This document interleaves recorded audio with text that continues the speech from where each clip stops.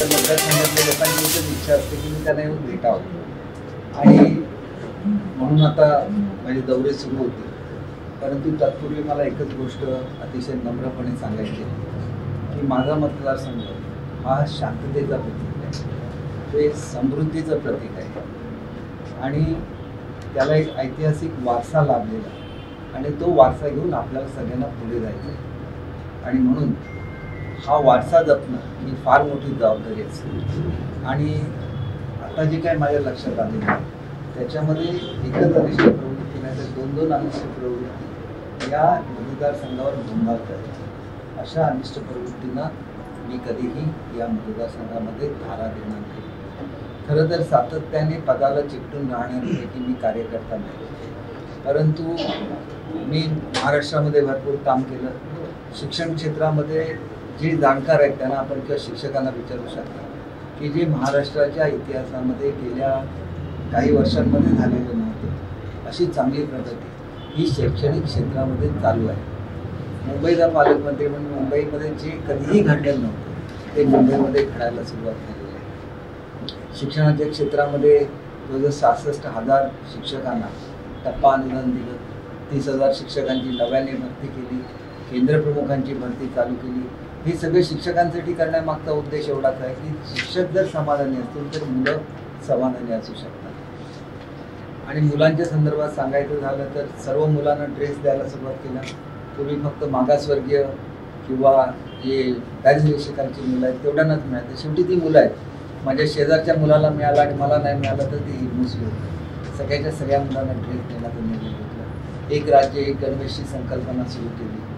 Scout and guide मुद्दाम कशासाठी सुरू केलं की डिग्निटी ऑफ लेबर आपल्या मुलांना कळलं पाहिजे म्हणून आता स्काउट अँड गाईड हे कंपल्सरी होणार आहे. मुलांच्या पुस्तकाचं ओझं हे 60% कमी केलं. मुलांना पुस्तकाबरोबर वह्या द्यायला सुरुवात केली. पूर्वी फक्त पुस्तकं मोफत दिली जायची, आता वह्यांची पानंसुद्धा त्याच्यामध्येच असतात आणि ती सुद्धा सगळी मोफत आहे विद्यार्थ्यांसाठी. शालेय शिक्षणामध्ये आपल्याला माहिती आहे की कोकणातली मुलं नॉन व्हेजिटेरियन असतात, त्यांना सारखी खिचडी खाऊन कंटाळा येतो, त्यांना अंडी द्यायला सुरुवात केली. आता तर आपण 3 कोर्स मील मुलांना देतो, म्हणजे अगोदर त्यांना सलाड, त्याच्यानंतर बिर्याणी, त्याच्यानंतर स्वीट डिश अशी सुरुवात आपण राज्यामध्ये करतो. शेवटी मुलं ही आपली मुलं आहेत असं समजून काम करायला लागतं. मुलांना अनेक वर्ष 1,500 रुपये शिष्यवृत्ती होती, ती 5 पटीने वाढवली, 7,500 शिष्यवृत्ती केली. कारण मुलांचं कौतुक झालं पाहिजे तेच ना खुल्या मनाने झालं पाहिजे. माझी शाळा सुंदर शाळा अभियान सुरू केलं, त्याच्यामधून शाळांचं इन्फ्रास्ट्रक्चर सुधारायला लागलं. त्याच्याचबरोबर मुलांना वाचनाची आवड निर्माण व्हावी म्हणून महावाचन उत्सव सुरू केला. आपली एकत्र कुटुंब पद्धती आहे म्हणून आजी आजोबा दिवस सुरू केला.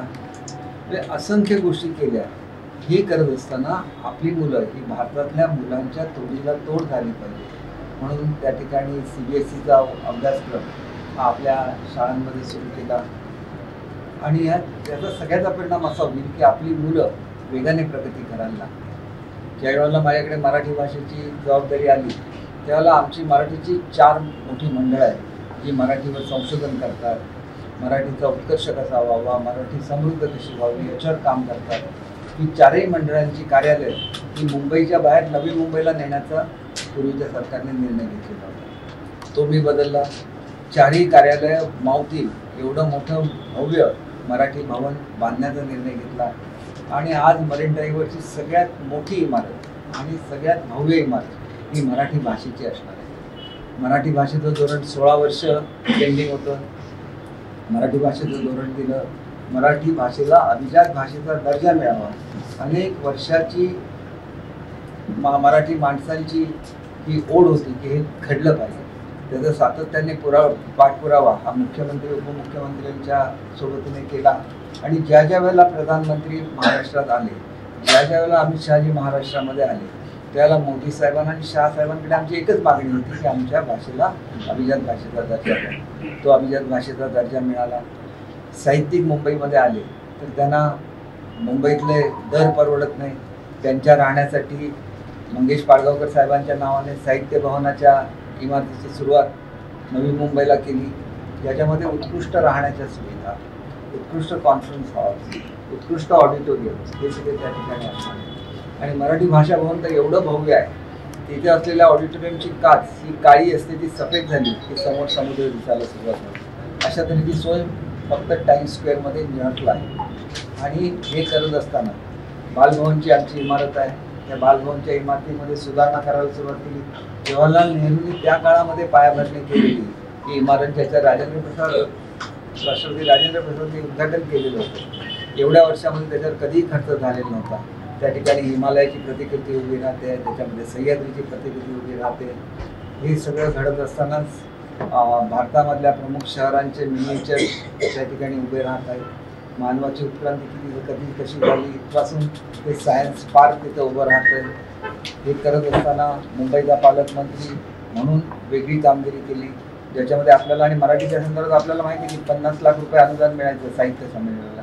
ते साहित्य संमेलनाचं अनुदान 50 लाखावरून 2 कोटी केलं. मराठी विश्व संमेलनाला सुरुवात केली. जगभरातल्या 60 देशातली मराठी माणसं आता मुंबईमध्ये येतात. दरवर्षी एक मराठी जल्लोष हा आणि मराठीची प्रगती ही सर्वांना दिसते. आज परदेशामध्ये मराठी शाळा सुरू आहेत, त्यांना अभ्यासक्रम देणं, त्यांच्या परीक्षा घेणं, हे सगळ्याची सुरुवात केली. आणि त्याच्यामुळे मराठी हा महाराष्ट्राचा स्वाभिमान आहे. मराठी युवक मंडळांसाठी अनुदानाची नवीन योजना सुरू केली. बृहन महाराष्ट्र म्हणजे महाराष्ट्राच्या बाहेरचा महाराष्ट्र जिथं मराठी भाषा बोलली जाते तिला मराठीचं उत्तेजन देण्यासाठी दरवर्षी त्यांचं संमेलन घ्यायला सुरुवात केलं. सीमा भागासारख्या भागामध्ये मराठीला उत्तेजन देण्यासाठी खूप मोठा कार्यक्रम राबवला. एकच मुलींची शाळा आहे ज्याच्यामध्ये 1600 मुली मराठी शिकतात. त्या एकाच शाळेला आम्ही 8 कोटी रुपये दिले. एवढी भरभरून मदत आम्ही देतो, कारण आम्हाला मराठीचा अभिमान आहे. आणि म्हणून मुंबई मराठी राहिली पाहिजे, मराठी हा मुंबईचा आत्मा आहे, ही संकल्पना घेऊन मराठी भाषा विभागाचा कार्यभार हा मी सांभाळला. आणि मुंबईचा पालकमंत्री म्हणून मुंबईचं रक्षण कोण करतं? मुंबईचं रक्षण पोलीस करतात. त्यांच्या कॉलनीज एवढ्या खराब झालेल्या होत्या, सगळ्या कॉलनी दुरुस्त केल्या. पुढच्या वर्षीच्या 31 मार्चपर्यंत मुंबईतली प्रत्येक पोलीस कॉलनी ही दुरुस्त असणार आहे. मुंबईमध्ये हॉस्पिटल्स आहेत. जे हॉस्पिटलमध्ये पहिली हार्ट सर्जरी म्हणजे एन्जिओप्लास्टी सुरू झाली, त्याच्या कॅथलॅब्स खराब झाल्या होत्या. 2 कॅथलॅब्स आम्ही नव्याने तयार केल्या. आणि जेवढं सुंदर हिंदुजा आहे, जेवढं सुंदर जसलोक आहे, जेवढं सुंदर लिलावते तसे वॉर्ड ते आम्ही JJमध्ये सुरू केले. गोरगरिबांना सुद्धा त्याच सुविधा मिळाल्या पाहिजेत ज्या चांगल्यात चांगल्या श्रीमंतांना मिळू शकतात. एवढी सुंदर तिथले हॉस्पिटल्स केलेले आहेत. तुम्ही मुद्दाम जाऊन बघा की मुंबईमध्ये किती बदल होतो. आणि म्हणून हे करत असताना ज्यांना मुलं होत नसते त्यांच्यासाठी IVF सेंटर सुरू केलं मुंबईला. त्याच्यानंतर अनेक वेळेला डायलिसिस हा फार मोठा प्रॉब्लेम असतो. पहिलं सिंधुदुर्गमधलं डायलिसिस मी सावंतवाडीला सुरू केलेलं होतं. आज डायलिसिसची संख्या मुंबईतली चौपट केली. सगळ्यांना मोफत डायलिसिस द्यायला सुरुवात केली. मुख्यमंत्री महोदयांच्या नेतृत्वाखाली बाळासाहेब ठाकरे माझा दवाखाना ही संकल्पना मुंबईमध्ये अत्यंत यशस्वीपणे राबवली. मुंबईला कॉन्क्रीट रोड करायची संकल्पना ही मुख्यमंत्री महोदयांनी सुरू केली. मुंबईतलं इन्फ्रास्ट्रक्चर काही वर्षापूर्वीचं बघा, आजचं बघा, एवढा फरक त्याच्यामध्ये पडलेला आहे. मुंबईला आता आपण नवीन संकल्पना करतोय, डे केअर सेंटर. जे वृद्ध लोक असतात त्यांनी सकाळच्या वेळेला PSCच्या बसेस जाणार, त्यांना घेऊन येणार. दिवसभर त्यांना जे काय आवडतं, त्यांना कॅरम खेळायला आवडत असेल, चेस खेळायला आवडत असेल, वाचन करायला आवडत असेल, TV बघायला आवडत असेल, सगळ्याच्या सुविधा त्या आम्ही मुंबईमध्ये तयार करून देतो. महिलांसाठी उद्योग केंद्र मुंबईमध्ये सुरू केली. आणि मुख्य म्हणजे मुंबईचं नाव त्या मुंबादेवीच्या नावाने पडलेलं आहे. त्या मुंबादेवीचा कॉरिडॉर 200 कोटी रुपये खर्च करून आपण मुंबादेवी कॉरिडॉरची निर्मितीला सुरुवात केली. ज्या महालक्ष्मीच्या कृपेने मुंबई संपन्न झालेलं आहे, त्या महालक्ष्मीचा कॉरिडॉर करण्यासाठी 65 कोटी रुपये मंजूर केले. जे सिद्धिविनायक जे 3ऱ्या क्रमांकाचं देवस्थान आहे भारतातलं, त्याला 500 कोटी रुपये खर्च करून कॉरिडॉर तयार होतो. आतापर्यंत मुंबई ही मुळात पेट होती आणि त्याच्यावर फक्त कोळी लोक राहत होती. कोळीवाडे अतिशय सुंदर व्हायला सुरुवात झाली. त्यांना रंगरंगोटी केली गेली. त्या ठिकाणी खाद्य केंद्र म्हणजे ज्याला फूड कोर्ट म्हणतात ती तयार केली. माहीमसारख्या ठिकाणी तुम्ही गेलात, तुम्हाला लोकांच्या लांब लचक रांगा दिसतील. त्या फूड कोर्टमध्ये जाण्यासाठी वेटिंग आज सुरू झालेलं आहे. आणि असे सगळे कोळीवाडे ह्याच्यामध्ये कायापालट आता घडतोय. वरळीच्या कोळीवाड्यामध्ये मॉडर्न फिशिंग पोर्ट करण्याच्या कामाला आता सुरुवात झालेली आहे. कुठे क्लिवलँड म्हणून जेटी आहे त्याची दुरुस्ती केली, कप परेडची जेटी दुरुस्त केली, तिथल्या कोळीवाड्यामध्ये नवीन नवीन गोष्टी घडत आहेत. शेवटी सर्वसामान्य लोकांच्या पाठीमागे उभं राहणं हा कोकणी माणसाचा स्वभाव राहिलेला आहे. आणि म्हणून मुंबईला जेवढ्या दलित वस्ती आहेत त्या ठिकाणी आपण वाचनालयं सुरू केलेली आहेत, कंटेनरमध्ये एअर कंडिशन कंटेनरमध्ये वाचनालयं सुरू केलेली आहेत, मुलांना रिडिंग रूम्स सुरू केलेले आहेत. आणि मुंबईचा पालकमंत्री म्हणून मुंबई आणि स्टुटगार्ट ही जुळी शहरं आहेत. गेली अनेक वर्ष 25-30 वर्ष जुळी शहर आहेत, पण कोणालाही असं वाटलं नाही की इथल्या मुलांना नोकऱ्या जर्मनीमध्ये मिळाल्या पाहिजे. या समितीचा मी अध्यक्ष आहे. हाय पॉवर कमिटी आहे, 8 मंत्री त्याच्यामध्ये सदस्य आहेत. आणि याच्यामधून आम्ही एक कार्यक्रम आणि आम्ही करार केला वेळोवेळी या राज्याबद्दल. आणि जवळजवळ 4 लाख मुलं ही पुढच्या काळामध्ये त्या ठिकाणी जातील. त्याची सुरुवात मी सिंधुदुर्ग जिल्ह्यापासून करू शकलो याचा मला अभिमान आहे. कारण एक पायलट प्रोजेक्ट जो पहिल्यांदा सुरू केला तो सिंधुदुर्ग जिल्ह्यामध्ये सुरू केला. त्याच्यामुळे तिथं शिकलेली पहिली 150 मुलं ही आता जाणार आहे. त्याच्याचबरोबर जळगावला पायलट प्रोजेक्ट सुरू केला होता, तिथली मुलं जात आहेत. आणि ह्या मुलांना इथं 20,000 रुपये पगार असला तर त्यांना जर्मनीमध्ये महिन्याला 3 लाख रुपये पगार असतो. आणि खर्च आपल्या एवढाच आहे. म्हणजे तिथं तुम्ही जर भात घ्यायला गेला, राईस असेल तर 120 रुपये किलो राईस आहे. तिथं 100 रुपये किलो लिटरच दूध आहे. 50 युरोज तुम्ही भरले तर महिन्याचं तुम्हाला ट्रेनमध्ये बसा, ट्राममध्ये बसा, बसमध्ये बसा, प्रवास मोफत आहे. तिथं गेलं आणि आमच्या मुलांना समजा मुलं झाली, त्यांच्या कुटुंबाला घेऊन गेले तर फॅमिली विजा मिळू शकतो. त्यांना तिथं जी मुलं होती त्यांचं 21 वर्षाचा होईपर्यंत खर्च हे जर्मनचं राज्य करतं. म्हणजे मुलांना एवढ्या सुविधा झालेल्या आहेत. आणि हा संपूर्ण प्रोग्राम हा संपूर्ण महाराष्ट्रामध्ये सुरू आहे. जवळजवळ 14-15 हजार मुलांच्या ऑलरेडी ट्रेनिंग हे वेगवेगळ्या ठिकाणी जर्मन भाषा शिकायचं सुरू झालेलं आहे. आणि ही मुलं ज्यावेळेला जातील त्याला पहिल्या टप्प्यामध्ये 10,000 मुलं, दुसऱ्या टप्प्यामध्ये 1 लाख मुलं आणि त्याच्यानंतरच्या टप्प्यामध्ये जवळजवळ 4 लाखाच्या आसपास त्या स्टेटची रिक्वायरमेंट आहे. आपण बघितलं की जर्मनी आणि पंतप्रधान मोदी साहेबांची जी हल्लीच मीटिंग झाली त्याच्यामध्ये सुद्धा विजाचा कोटा 90,000 दिलेला आहे. आणि याच्यामध्ये सुद्धा महाराष्ट्राचा वाटा फार मोठा आहे. आणि त्याच्यामुळे मुंबईची प्रगती होत असताना मुंबईमधल्या वेगवेगळ्या वास्तू आहेत. मुंबईला 5-5 मजल्याच्या इमारती असतात, म्हाडाच्या इमारती असतात. अनेक वृद्ध लोक खाली सुद्धा उतरत नाही कारण परत 5 मजले चढायला लागतात. त्यांना सगळ्यांना लिफ्ट देण्याची व्यवस्था केली. पहिल्या टप्प्यामध्ये 50 बिल्डिंगला लिफ्ट बसवल्या जाणार आहे. लहान लहान गोष्टी असतात पण याचं महत्त्व एवढं असतं नागरिकांसाठी की सगळे नागरिक खुश आहेत. कारण आमचे मुख्यमंत्री स्वतः लक्ष देत असतात. रस्ते स्वच्छ व्हायला लागले, रंगरंगोटी झाली, आज मुंबई सुंदर बनते. आमचं एवढं धारावी सगळ्यात मोठी आशियातली झोपडपट्टी आहे. तिथे लोकांना हक्काची घरं मिळत आहेत. बांद्र्याच्या कॉलनीमध्ये अनेक वर्ष सरकारी कर्मचारी राहत होती, त्यांना हक्काची घरं नव्हती, त्यांना हक्काची घरं मिळत आहेत. एक मोठा बदल हा मुंबईमध्ये करण्यामागे मी स्वतः पालकमंत्री म्हणून सहभागी झालो. अर्थात मुख्यमंत्री एकनाथजी शिंदे साहेब, उपमुख्यमंत्री देवेंद्र फडणवीस साहेब आणि अतिथीदारांचं सहकार्य तर होतंच, त्याच्याशिवाय आम्ही हे करू शकत नाही. पण एवढी मोठी जबाबदारी असल्यानंतर मला दुःख एकच होतं की माझ्या मतदारसंघात येऊ शकत नाही. शिक्षण खात्यामध्ये बदल केला, मराठी भाषेला नवीन एक उंची गाठून दिली, पण हे सगळं करत असताना माझ्या कोकणचा काय हा प्रश्न आहे. आणि त्याच्यामुळे मला जरी मोठ्यात मोठं पद देऊ केलं तरी मी पुढच्या वेळेला निवडून आल्यानंतर मुख्यमंत्री महोदयांना सांगणार आहे की माझ्यावर फक्त कोकणाची जबाबदारी आहे. ज्या भूमीने मला प्रेम दिलं, मोठं केलं, तर आपली एक जबाबदारी असते की आपण तिथं कॉन्सन्ट्रेट केलं पाहिजे. तिथं मी अनेक गोष्टी केल्या, ज्या चांदा ते बांधाच्या माध्यमातून केल्या, ज्या आपल्या सिंधुरत्नाच्या माध्यमातून केल्या. तुम्ही बघा छोट्या छोट्या गोष्टींनी किती फरक पडतो. आज इथले कोंबडीचं अंड जे फ्री रेंजिंग बर्ड्स आहे 10 रुपयेला एक विकलं जातं, ते सर्वसामान्य कोंबडीचं 5 रुपयाने विकलं जातं. हे 5 रुपये वरचे कोणाला मिळतात? गरीब महिलांना ते मिळतात. आज टसर सिल्क सिंधुदुर्ग जिल्ह्यामध्ये उत्पादन व्हायला सुरुवात झालं. हळदीची लागवड सिंधुदुर्गमध्ये व्हायला सुरुवात झाली. आज आमचा जो वलवत जाणारा मच्छीमार होता त्याला आउटबोर्ड इंजिन मिळाली आहे, त्याच्या स्वतःच्या मालकीच्या गाड्या झाल्या आहेत, त्याच्यामधून तो आपला मासा घेऊन गोव्याच्या मार्केटमध्ये जातो. हा सगळा बदल घडतो. आज त्यांना जर आपल्याकडे रापणकार संघ असले त्यांना जाळी मिळत आहेत, जर ज्याच्याकडे होड्या नाहीत त्यांना होड्या जाळी मिळत आहेत.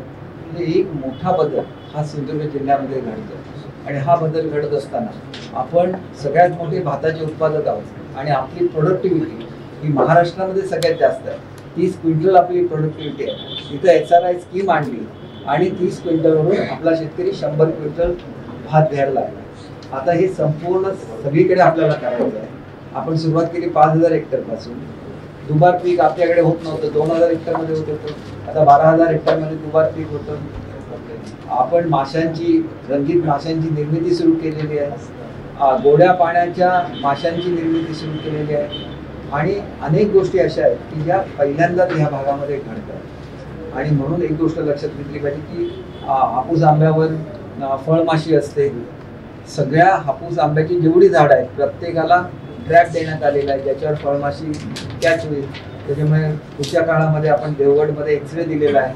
आंब्यामध्ये जर साका असेल तर तो साका कुठल्या आंब्यामध्ये आहे तो कळेल आणि मग उरलेला तो आंबा कॅनिंगला पाठवता येईल, चांगला आंबा आपल्याला मार्केटला पाठवता येईल. आणि हे आपण प्रत्येक बाबतीत करतो.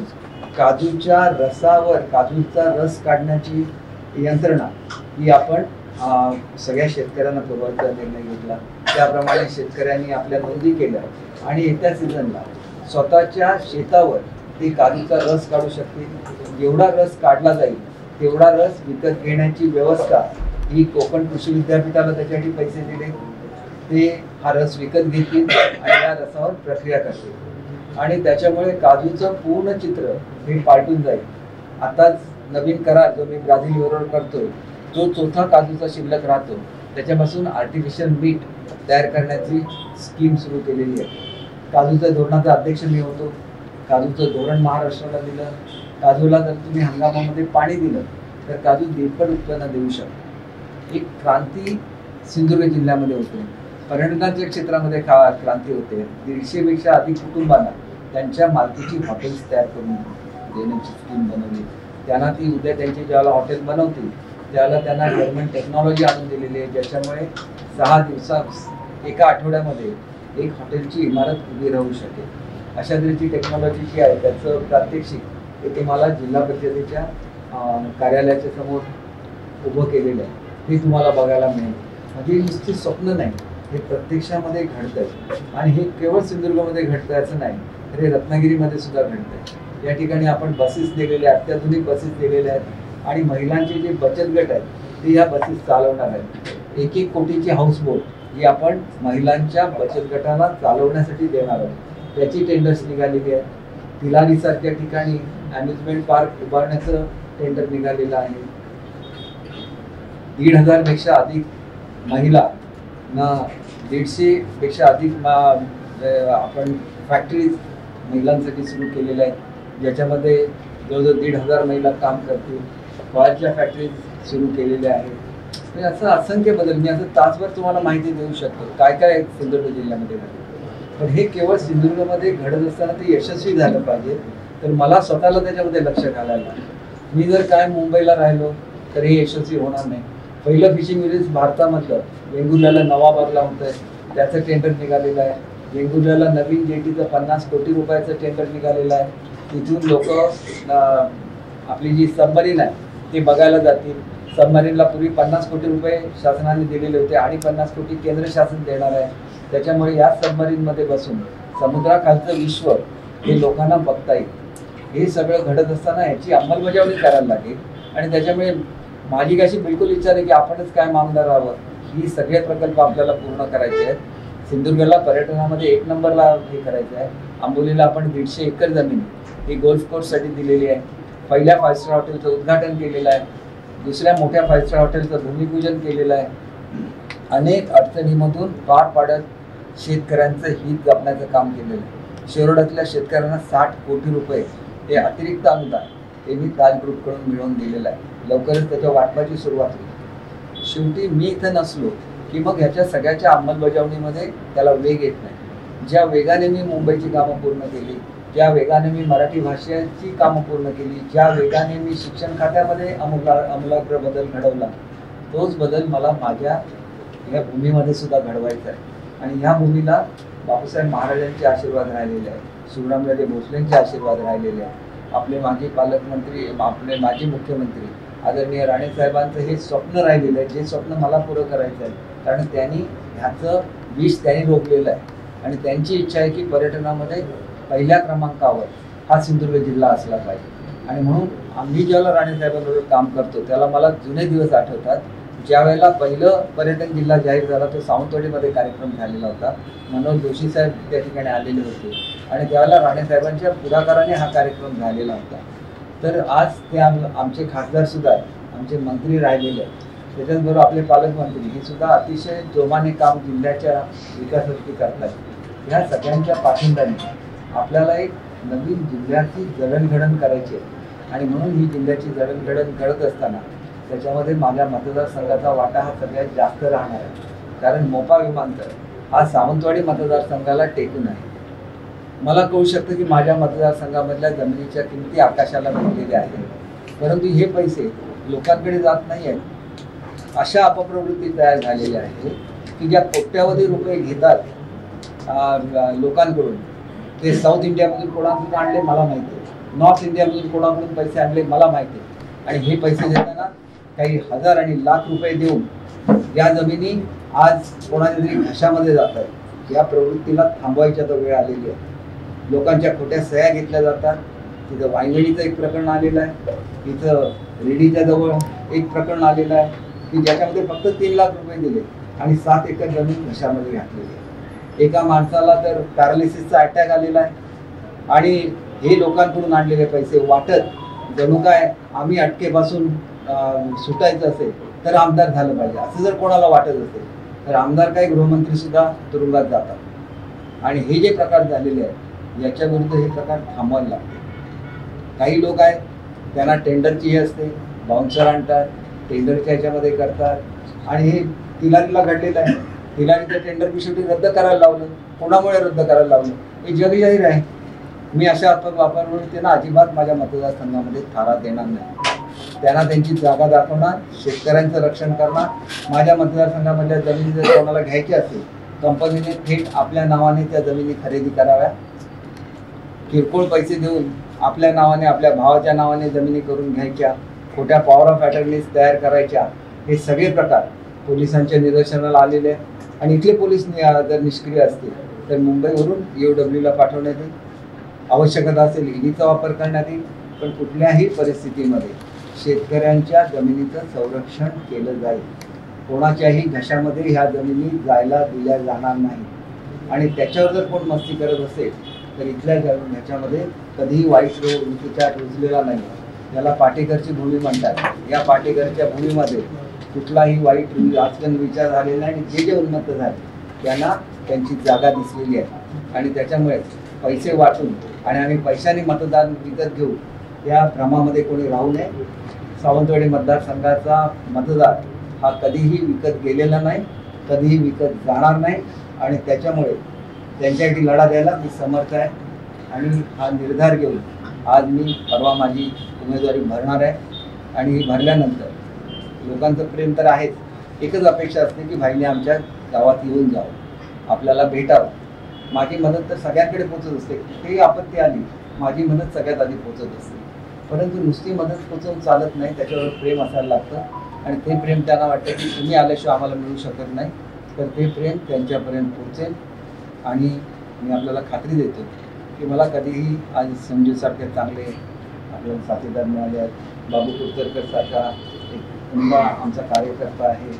आमच्या नीता सावंत मॅडम आहेत, दिवस रात्र फिरतात. त्यांच्या एका सभेला तुम्ही बघा 200, 300 महिला असतात. आज जी योजना आदरणीय शिंदे साहेबांनी आणि फडणवीस साहेबांनी दिलेली आहे, अजितदादांनी, ही माझी लाडकी बहीण एवढी पॉप्युलर योजना झालेली आहे. आणि त्याचं श्रेय घेण्यासाठी काही लोक फिरत असतात. त्या समितीचा अध्यक्षता माझ्या मतदारसंघाचा मीच आहे. आणि त्याच्यामुळे घरोघर ही योजना पोहोचवण्याच्या संदर्भात मी इन्स्ट्रक्शन्स दिलेल्या होत्या. काही लोकांची कार्ड्स जुळत नाहीत, म्हणजे त्यांचं जो आधार कार्ड आहे तो जुळत नसल्यामुळे काही लोकांची जी पेमेंट थांबलेली आहे त्यांना सुद्धा निराश होण्याची काही आवश्यकता नाही. त्यांच्या अकाउंटला सुद्धा ते मॅचिंग करून जाईल, त्यांना सुद्धा पैसे ते पोचतील. आज घरोघरी 3 सिलेंडर मोफत देण्यात येतात. आज जे विद्यार्थी आहेत या विद्यार्थ्यांना 6,000, 8,000, 10,000 शिष्यवृत्ती देण्यात येतात. कधी ह्या गोष्टी घडलेल्या नव्हत्या. 1 रुपयामध्ये विमा दिला जातो. कोट्यावधी रुपये विम्याचे शेतकऱ्यांना मिळालेले आहे. भरायला किती लागतो? फक्त 1 रुपया. आज आपण पहिल्यांदाच काजूला अनुदान दिलेलं आहे 10 रुपये प्रति किलो प्रमाणे. इतर ठिकाणी तर महाराष्ट्रामध्ये आमच्याकडे दुधाचा मोठा व्यवसाय नाही, परंतु दुधाला अनुदान चालू आहे. कापसाला अनुदान चालू आहे, त्याच्यानंतर सोयाबीनला अनुदान चालू आहे. म्हणजे शेतकऱ्यांसाठी जेवढे पैसे ह्या शासनाने दिले कुठल्याही शासनाने दिलेले नाही. आज इन्फ्रास्ट्रक्चरमध्ये महाराष्ट्र पहिल्या क्रमांकाचं राज्य आहे. आज फॉरेन डायरेक्ट इन्व्हेस्टमेंटमध्ये महाराष्ट्र पहिल्या क्रमांकाचं राज्य आहे. आमचे मुख्यमंत्री पहाटे 5-5 वाजेपर्यंत काम करतात, आलेल्या प्रत्येकाला भेटतात. पहिल्यांदाच बंगला मोकळा झाला आहे सर्वसामान्य लोकांसाठी. गरीबातला गरीब मनुष्य वर्षामध्ये जाऊ शकतो. अगदी बौद्ध भिक्षू सुद्धा जे असतात त्याला मॉन्क्स म्हणतात, त्यांनी मुख्यमंत्र्यांच्या सोबत भोजन केलेलं आहे. माझी शाळा सुंदर शाळामध्ये जी आता विद्यार्थ्यांना बक्षिसं मिळणार आहेत ते वर्षावर जाऊन मुख्यमंत्र्यांना भेटू शकतात, त्यांच्यावर जेवण करू शकतात. ज्या लोकांनी आत्महत्या केली त्यांच्या कुटुंबातल्या मुलांबरोबर जेवण हे मुख्यमंत्र्यांनी घेतलेलं आहे. त्यांना आधार दिला, त्यांना बसेस दिल्या, त्यांच्या शाळेमध्ये हे करायला जायला यायला बसेस दिल्या. असे मुख्यमंत्री आहेत, असे उपमुख्यमंत्री आहेत की त्यांना गरिबांबद्दल कळवळ आहे. म्हणून मी काय स्वतःच्या याच्यावर निवडून नाही येत, मी एक युतीचा आमदार, महायुतीचा आमदार म्हणून निवडून येणार आहे. आणि मला निवडून आणण्यामध्ये मोठं श्रेय हे आदरणीय राणे साहेबांचं असणार आहे, आदरणीय रवींद्र चव्हाण साहेबांचं असणार आहे. आणि त्याच्यापेक्षा सुद्धा मला फडणवीस साहेबांनी सांगितलेलं आहे, गरज पडली मी तुझ्या मतदारसंघामध्ये 2 दिवस येऊन मुक्काम ठोकेन, परंतु तुला निवडून आणणार. शिंदे साहेबांनी मला तेच सांगितलेलं आहे. त्यांना इथे येण्याची पाळी येता का म्हणजे प्रत्येक गावात गेलेला आहे, कोट्यावधी रुपयाचा निधी केलेला आहे. सावंतवाडी शहराला 55 कोटी रुपयाची पाणी पुरवठा योजना दिलेली आहे, नवीन मार्केट दिलेलं आहे. नुसता कारंजा एक दिलेला आहे तो 4.5 कोटी रुपयाचा आहे. भारतामधल्या 2ऱ्या क्रमांकाचा सर्वात उंच कारंजा हा सावंतवाडी शहरामध्ये बसणार आहे. तिथं मोनोरेलचं काम त्यावेळेला MTDC करू शकलं नाही, त्याचं टेंडर नव्याने काढण्यासाठी ह्याला पैसे दिलेले आहेत म्युन्सिपाल्टीला. महिलांसाठी उद्योग केंद्र काढण्यासाठी पैसे दिलेले आहेत. त्याच्यानंतर नवीन मटन मार्केट बांधायला पैसे दिलेले आहेत. व्हेजिटेबल मार्केट जे इथं संत गाडगे महाराज आलेले होते त्यांच्या स्मरणार्थ ते या ठिकाणी मंडई बांधलेली होती. त्याच्या निर्मितीसाठी 30 कोटीपेक्षा अधिकचा निधी दिलेला आहे. त्याच्यापैकी 16 कोटी निधी ऑलरेडी प्राप्त झाला, पुढचा हप्ता प्राप्त झालेला आहे. आणि अतिशय भव्य असं मार्केट पहिल्या टप्प्यात 16 कोटीचं आणि उर्वरित झालं की 32 कोटीचं मार्केट इथं उभं राहणार आहे. आणि त्याच्यामुळे एक गोष्ट लक्षात घेतली पाहिजे की नुसत्या एका सावंतवाडी शहरालाच जवळजवळ 150 कोटी रुपये वेगवेगळे तिथल्या जे नाले आहेत ते बंदिस्त करण्यासाठी पैसे दिलेले आहेत. आणि सावंतवाडी पहिलं नगरपालिका ठरेल की ज्याला डिसेंट्रलाइज आपण सिवेज ट्रीटमेंट देतो. आणि हे काम सुद्धा आपल्या आदरणीय मुख्यमंत्री महोदयांचं जे एन्व्हायरमेंट डिपार्टमेंट आहे त्याच्याखाली हे मंजूर आहे. त्याच्यामुळे एकंदरीत आपण लक्षात घेतलं पाहिजे की एक थोडं ही सावंतवाडीची चालू असताना या ठिकाणचं शिल्पग्राम हे ॲक्टिवेट होतं आहे. त्याच्यानंतर आपल्याकडे हेल्थ पार्क जे आहे हे हेल्थ पार्क आता नव्याने ते सुरू होते. त्या ठिकाणी योगा सेंटर हे नरेंद्र उद्यानवर सुरू होतं आहे. नरेंद्र उद्यानवर जायला बसेस दिलेल्या आहेत.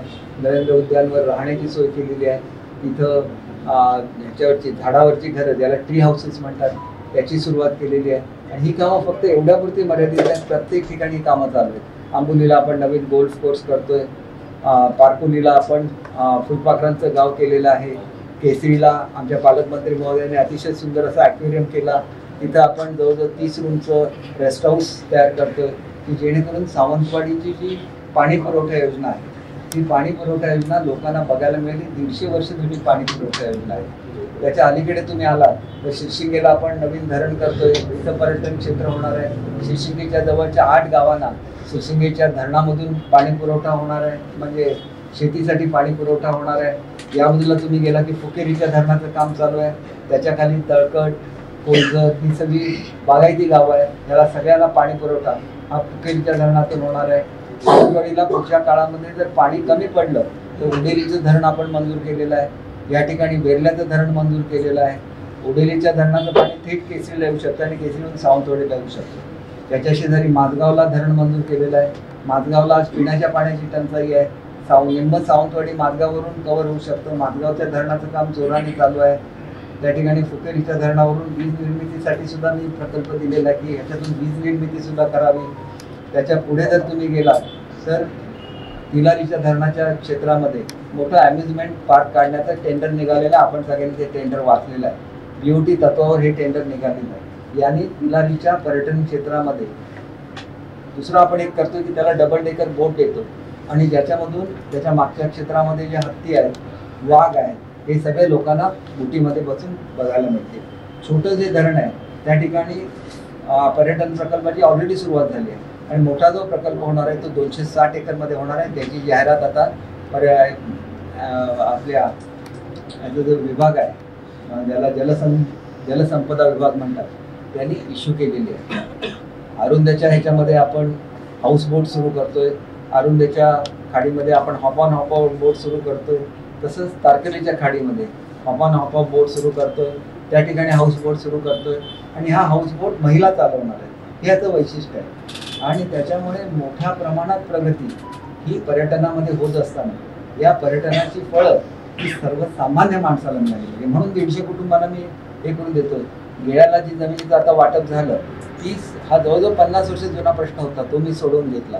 गेळ्यामध्ये जर असं केलं की जिथं व्हॅली आहे त्याला फेसिंग छोटे छोटे प्लॉट करून सगळे ते ग्रामस्थांना दिलेले आहेत.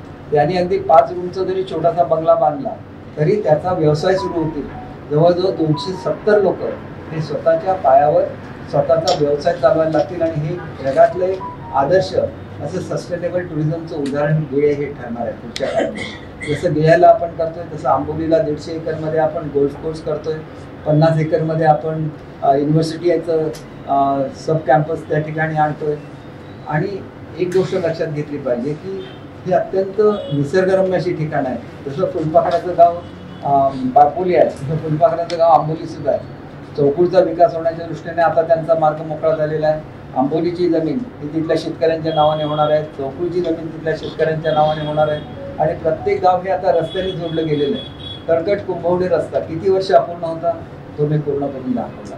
मोर्ले पारगड रस्ता, पारगडला जायचं म्हणजे 45 किलोमीटर जाऊन या ठिकाणी तेरवणला जायला लागायचं. दुसरा रस्ता केला तो थेट तेरवणला जाणारा वेगळा रस्ता केला. मोर्ले पारगड रस्ता वेगळा केला. भांगेरीवरून बेळगावला जाण्याचा रस्ता वेगळा तयार केला. आता तर मी फुकेरीवरून चौकुरा जोडणारा रस्ता मंजूर केलेला आहे. फुकेरीच्या हनुमानगडावर गेला की तुम्ही थेट चौकुळला जाऊ शकता. कोणालाही माहिती सुद्धा नसतं कुठे रस्ते, कोणी कधी याचा विचार केलेला नव्हता. दोडामार्ग तालुक्यामधली अतिशय रिमोट अशी गावं होती. उसपला जायला रस्ता नव्हता, उसपला जायला सेपरेट केला, उसपवरून आईला जायचा रस्ता केला, आईवरून गोव्याला जायचा रस्ता, असं करून संपूर्ण अगदी सांगायचं झालं तर तळेखोलपासून ते गोव्याला तुम्ही आता थेट जाऊ शकता. एवढ्या रस्त्याची कनेक्टिव्हिटी वाढवलेली आहे. अनेक रस्ते हे कॉन्ट्रॅक्टरनी थोडंसं अडवून धरल्यामुळे 2-2 वर्ष मागे राहिले. नाहीतर एवढ्याच सावंतवाडी मतदारसंघ हा रस्त्याच्या बाबतीत 1 नंबरला महाराष्ट्रामध्ये दिसला असता आणि दिसणार आहे. 6 महिन्यामध्ये सगळ्या रस्त्यांची कामं आता मी भूमिपूजन एका दिवशी करायला लागलो. आणि कुठली भूमिपूजन करायला मी जात नाही, कारण मला एक देवाने आशीर्वाद दिलेला आहे. मला एक असा विरोध दिला की तो माझ्या वतीने जाऊन नारळ फोडतो. मी कुठलंही काम मंजूर केलं की जातो आणि नारळ फोडतो. उदाहरण द्यायचं मठसारखं गाव आहे ज्याच्यामधला रस्ता डायव्हर्ट झाला, हायवे होता तिथे, हायवे बाहेरून गेला आणि तिथं जायला रस्ता नव्हता. बोलेकरवाडीतली लोक म्हणाली कुठल्या वेळेस आमचा पूल झाला पाहिजे. मला 5 वर्ष लागली ते सगळं नाबार्डमध्ये घालून घ्यायला, कारण स्पेशल केस म्हणून करून घ्यायला लागली. बघतो तर नारळ जायला पूल मोकळे झालेले होते. म्हटलं चला बरं आहे, माझे हात नाही दुखत. त्याच्यामुळे हे जे नारळ फोडणारी लोक आहेत हे आता मीच केले म्हणतात इकडे काम. ही एक गमतीचा भाग आहे. बघा वेंगुर्ल्याला स्वतःचं समुद्र किनार नव्हतं, मी झुलता पूल बांधतो. आता त्या ठिकाणी फिशिंग विलेज बांधतो. त्या ठिकाणी जे केंद्र आहे, फळ संशोधन केंद्र आहे, त्याच्यामध्ये ॲग्रो टुरिझमचा प्रोजेक्ट तयार केलेला आहे. हा ॲग्रो टुरिझमचा प्रोजेक्ट महाराष्ट्रातल्या उत्कृष्ट प्रोजेक्टपैकी एक आहे. या वर्षीपासून त्या ठिकाणी टूर्स सुरू होती. वेंगुर्ला आंतरराष्ट्रीय पर्यटनाच्या नकाशावर आपलं भोगू आहे त्याला ब्ल्यू फ्लॅगचं मानांकन मिळालेलं आहे. तुम्हाला माहिती आहे श्रीरामवाडी आणि निवती एकाच ग्रामपंचायतीचे 2 भाग पण कधी जोडले गेलेले नव्हते. त्यांच्याकडे पूजा असली तर लोक आपल्या होड्या बंद ठेवायचे, एकामेकाला होड्या जोडायचे, खोटा म्हणजे कृत्रिम ब्रिज तयार करायचे. तिथं नवीन ब्रिज दिला, जवळजवळ 5 कोटी रुपयाचा ब्रिज तिथं दिलेला आहे. अशी असंख्य कामं सांगता येतील. प्रत्येक ठिकाणी नवाबागला नवीन फिशिंग हे केलेलं आहे, पोर्ट केलेलं आहे, निवतीला नवीन फिशिंग पोर्ट केलेलं आहे. शेवटी माझ्या मतदारसंघामध्ये काय केलं पाहिजे हे मला सगळ्यात जास्त चांगलं कळतं. नवाबागला वाळू भरत होती म्हणून तिथं बंधारा दिलेला आहे. म्हणजे बंधारा तो कितीतरी रुपयाचा बंधारा आहे, जवळ 100-150 कोटीचा तो बंधारा आहे.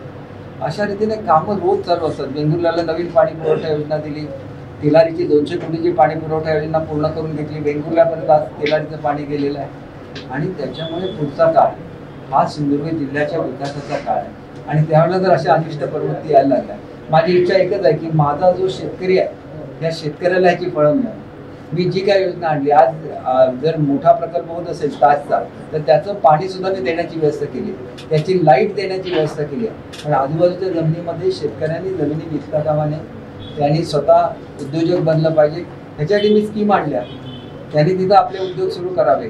आणि हे जे शेतकऱ्यांचं काम बळकवण्याचं जे काम चालू आहे त्याला कसं तोंड द्यायचं मला बरोबर माहिती आहे. हे उगाच असं कोणीतरी भ्रमामध्ये राहू नको की पैसे वाटून आपण निवडून येणार.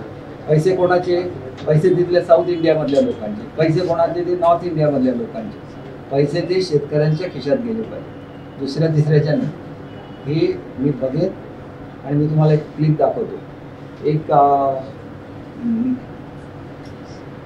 तरुण आहे, त्याने क्लिप तयार केली. क्लिप दिल्यानंतर मला कळलं की काय प्रकरण चालू आहे, त्याला सुद्धा प्रोटेक्शन देण्याची व्यवस्था झाली पाहिजे. आणि म्हणून ती क्लिप सुद्धा मी तुम्हाला दाखवतो.